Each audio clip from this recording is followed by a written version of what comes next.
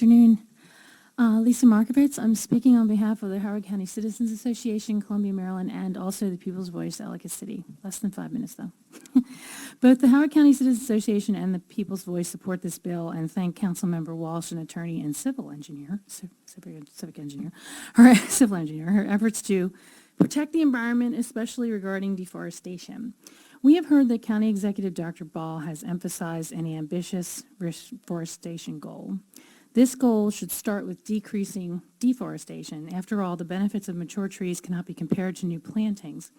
When developers take down huge trees, often 30-inch trees or more, they say they're planting 2 for every 1. They are talking several-inch saplings. That is no comparison. It seems like every regulation that is in place for good reason gets waivers, and we see all kinds of support for allowing the most rampant project possible. We need funds from development, even though it doesn't actually pay for itself. We need more affordable housing, even though it isn't required. And why should affordable housing projects not be compliant with protecting the environment? We need better stormwater management, as if development actually improves that, is required to do so on the site, but many have seen increased flooding off but near the site, and there are fees in lieu of even that, which I am sure are not going to the people who are flooded. The waivers that come for any possible supposed hardship in developments, taking down huge trees and clear-cutting forests, is not supposed to be handed out so easily, as hardship is not supposed to be financial hardship. When decreasing density or changing a plan can occur to lessen clear-cutting and deforestation, we constantly make the environment fit into or get cut out of the developer's plans instead of making their plans fit into the protected area. And if that means a smaller project, then so be it. Recently, opposition gearing up to kill this bill got some press on the ridiculous notion that BG&E cannot adequately provide services if they are disallowed the ability to trim trees properly. This is ridiculous. Of course, necessary disturbances include any maintenance of existing utilities. That is no reason to vote no on this bill. I know there are likely concerns about restricting flexibility and not being able to accommodate a project that is constricted for some reason physically or has an egress need or some other difficulty.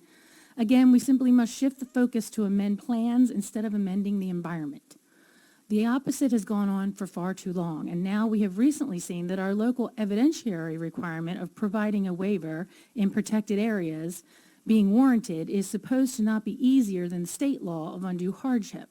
We need to be sure that DPZ is not going to allow any more inappropriate waivers, at least as soon as possible. This bill is about restricting the judgment of DPZ on waiver decisions.